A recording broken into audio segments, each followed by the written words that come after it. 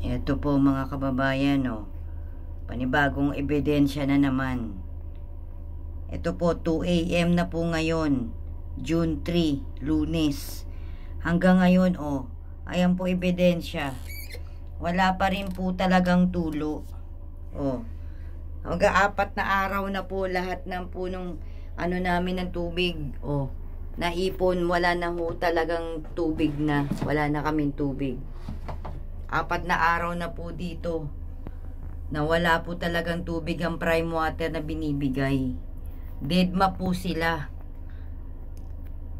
Puro na ako kalampag sa kanila pero hindi ho sila sumasagot. Ano na po yan?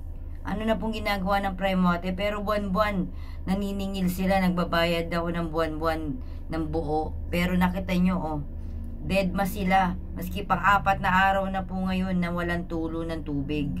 Ano na ho mangyayari niya? Nagbabaho na ho kami rito. Pasaklolo na po. Ikalat nyo naman po ito kung kayo rin sa mga lugar ninyo dito sa Dasmariñas, Cavite.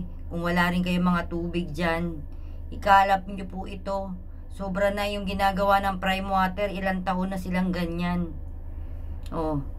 Yung serbisyo nila, tinan nyo nga yan, wala silang pakialam sa mga tao, maski naniningil sila ng buwan-buwan ng buo. Pero ayan, nakita nyo, 4 na araw na wala kaming tubig. Lahat wala na, yung mga ipon, wala silang pakialam. Hindi rin sila, walang pakialam sila sa mga tao. Ayan na, pasaklolo na po. Napakahirap po ng ganyan, hindi ko na alam kung saan napupunta. Pasaklolo, tingnan nyo, yan ang gawa po ng prime water na yan. Ng Dasmariñas Water District na yan, tingnan nyo, 4 na araw na po yan. Wala po talaga.